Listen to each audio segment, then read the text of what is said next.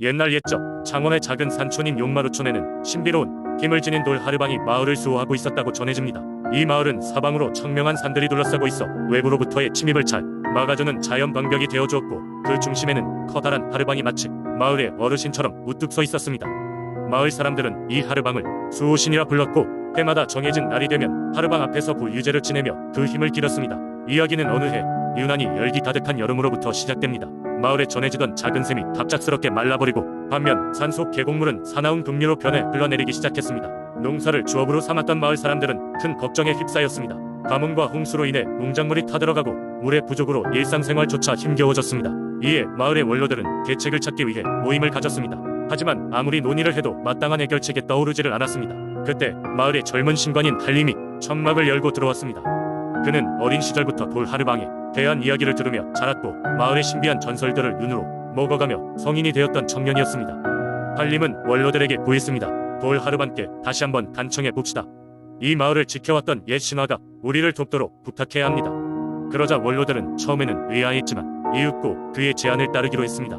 지푸라기라도 잡고 싶었던 마을 사람들은 한림을 따라 하르방 앞으로 모였습니다. 마을 사람들은 돌 하르방 앞에 예를 갖춰 두 손을 모으고 앉았습니다. 한림은 신성한 하늘과 땅, 그리고 돌 하르방에게 정성 가득한 기도를 올렸습니다. 그리고 기도가 끝나갈 무렵 하르방의 눈 부분에 바람이 울리듯 미세한 빛이 번쩍이는 것을 목격했습니다. 마을 사람들은 그 빛을 신성한 징조로 받아들였고, 이는 용마루촌의 운명이 바뀌기 시작하는 순간이었습니다. 다음 날 아침, 마을에 놀라운 변화가 찾아왔습니다. 마르던 샘에서는 다시 맑은 물줄기가 흘러나왔고, 산에 내리던 거친 폭포는 부드럽게 잦아들었습니다. 농작물들은 다시금 푸르러지기 시작했고, 마을 사람들은 미소를 되찾았습니다. 이 사건 이후로 용마루촌 사람들은 돌 하르방을 더욱 섬기며 그 수호 아래 평화롭고 건강한 생활을 지속했습니다. 세월이 흘러도 돌 하르방에 대한 이야기는 용마루촌에서 전해져 내려왔고, 그렇게 마을 사람들의 믿음과 신앙은 수많은 역경을 극복하며 생생히 이어졌다고 합니다. 두 번째 이야기. 옛날 신안의 어느 작은 해안 마을에 진중한 어부가 살고 있었습니다. 그의 이름은 기태였고, 그는 마을에서 최고로 인정받는 어부 중 한 명이었습니다. 기태는 바다에 대한 깊은 존경심과 애정을 가지고 있었고, 바다를 그저 고기를 얻는 수단으로 보지 않았습니다. 그의 아버지와 할아버지로부터 물려받은 전통에 따라 매년 봄바람이 불어올 때면 그는 바다 신령에게 제사를 드리곤 했습니다. 기태가 아직 어린 시절, 그의 아버지는 아들에게 바다에 대한 수많은 이야기를 들려주었습니다. 그중 가장 기억에 남는 이야기는 바로 바다 신령 해루에 대한 이야기였습니다. 해루는 타고난 지혜와 자비로움을 가진 신령으로서 바다의 균형을 유지하는 역할을 맡고 있었습니다. 어부들이 풍작을 얻기를 바란다면 그들은 평생 한 번이라도 해루에게 마음을 다해 기도해야 한다고 전해졌습니다.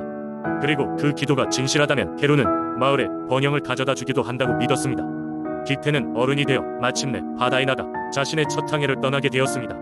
그날 아침, 그는 가족들과 마을 사람들 앞에서 바다 신령에게 제사를 지냈습니다.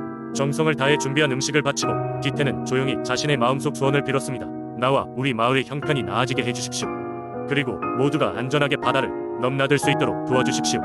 항해를 시작한 그날, 기태는 전에 없던 좋은 바람과 맑은 날씨 속에서 항해를 하였습니다.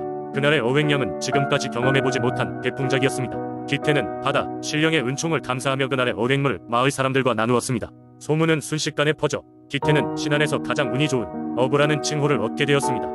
몇 년이 흘러 기태는 꾸준히 바다 신령에게 제사를 드렸습니다. 그는 자신의 성공을 마을 사람들과 나누었고, 특히 도움이 필요한 사람들에게 관대하게 나눴습니다. 그러던 어느 날, 기태는 꿈속에서 신비로운 경험을 하였습니다. 꿈에서 그는 거대한 파도 위에 서 있었고, 그곳에서 해루를 만났습니다. 해루는 기태를 칭찬하며 이제 기태가 바다의 수호자가 되어줄 것을 요청했습니다. 그는 바다를 사랑하고 사람들을 아끼는 마음을 보았고, 그 상징으로 특별한 항해 능력을 주겠다고 하였습니다. 깨어난 뒤 기태는 자신에게 특별한 변화가 일어났음을 느꼈습니다.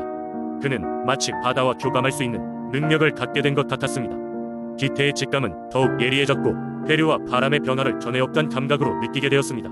그는 이를 통해 더욱 안전하고 효율적으로 항해할 수 있었고, 마을은 그 덕분에 더욱 번영하게 되었습니다. 기태와 바다 신령 해루의 이야기는 신안에서 오랫동안 전해 내려왔습니다. 마을 사람들은 지금도 봄바람이 불어올 때면 바다 신령에게 감사를 표하며 바다에 대한 기태의 경외심과 나눔의 정신을 이어갑니다. 이러한 전통은 오늘날까지도 신안 사람들 삶에 깊은 영향을 미치고 있습니다. 기태의 이야기는 그의 삶 그 자체로 전설이 되었습니다. 세 번째 이야기. 옛날 옛적 한국의 작은 마을 장성에는 어려운 시기에 마을 사람들을 돕는 전설적인 영웅 호랑이 백호가 살고 있었다고 전해진다. 백호는 단순한 동물이 아니라 사람들과 특별한 연대를 맺고 있었던 존재였다. 그는 마을의 수호신으로 여겨졌는데 이유는 그의 지대한 용기와 예지 때문이다. 마을 사람들이 가장 두려워했던 것은 바로 저승길로 가는 알 수 없는 존재들이었다. 해가 지고 밤이 되면 저승길에서 걸어오는 귀신들이 농작물을 망치고 가축을 위협하기 일쑤였다. 특히 한 해 농사가 걸린 중요한 시기에는 이 귀신들의 장난이 더욱 심해져 마을 사람들은 밤마다 가슴을 졸이며 잠을 청해야 했다. 마을의 장로들은 고민 끝에 이 위기를 해결할 방법을 찾아 나섰다. 그들은 기도와 제물을 올리며 용감한 수호신의 도움을 호소했다. 바로 그때 하늘로부터 응답이 온 듯 백호가 저승길의 입구에서 모습을 드러냈다.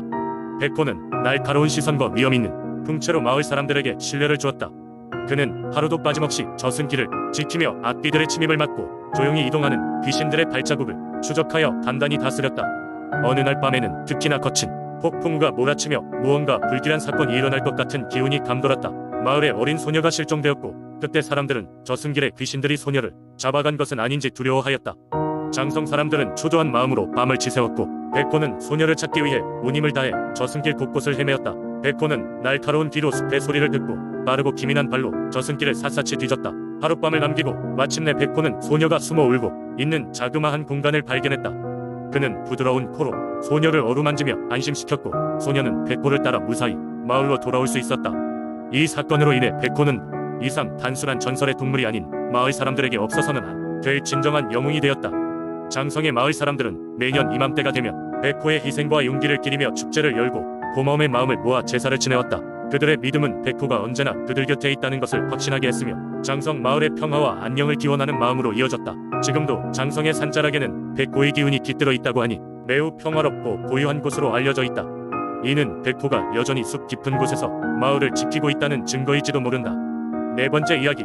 오래전 충청북도의 괴산에 위치한 작은 마을에는 산신령에 대한 전설이 전해져 내려오고 있었습니다.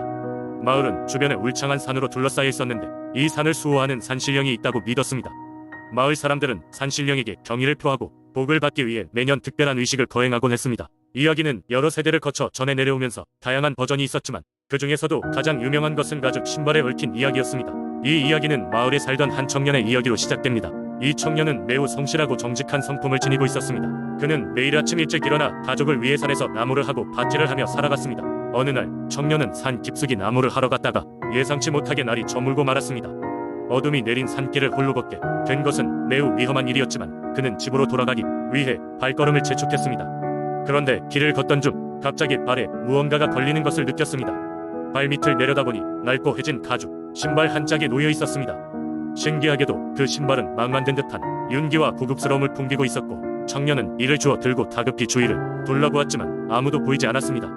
발길을 재촉하던 청년은 급기야 신발을 잊어버린 채 집으로 돌아왔습니다. 그러나 다음날 아침 다시 그 신발을 떠올리게 되었고 뭔가 특별한 것이라는 느낌에 이끌려 다시 산으로 향했습니다. 그곳에는 여전히 신발이 그 자리에서 청년을 기다리고 있었고 이번에는 집으로 가져가기로 마음먹었습니다. 마을로 돌아온 청년은 신발을 마을의 어른들에게 보여주었습니다. 어른들은 이 신발이 바로 전설로 만전해오던 산신령의 신발임을 알아차리고 경외심을 감추지 못했습니다. 산신령의 신발은 매우 귀한 보물로 여겨졌고 지니고 있는 사람에게 큰 행운을 가져다준다는 신비한 전설이 있었기 때문입니다. 그 후로 청년은 마을에 큰 존경을 받으며 그의 일상이 풍족해졌습니다. 마을 사람들은 그가 신발을 발견하게 된 날이 바로 산신령이 그에게 복을 내린 날이라 믿었고 청년은 더더욱 열심히 일하고 마을 사람들을 위해 봉사하며 살았습니다. 말년에 접어들면서 청년은 자신의 발자취를 돌아보며 산신령의 신발 덕분에 행복한 삶을 살 수 있었다고 생각했습니다. 그는 신발을 마을의 중요한 유물로 남기기로 하고 자신이 떠나면 산신령에게 신발을 돌려줘야 한다고 일러넣었습니다. 그의 유언에 따라 신발은 산정상의 작은 제단에 다시 놓였고 마을 사람들은 매년 산신령을 기리기 위해 그곳을 찾아 의식을 치르게 되었습니다. 이후로도 괴산 주변의 산에는 가끔 비슷한 전설들이 전해오고 있지만 청년과 신발의 이야기는 괴산 민속 신앙 중에서도 가장 신비롭고 흥미로운 이야기로 남아 지금도 마을 사람들 사이에서 회자되고 있습니다.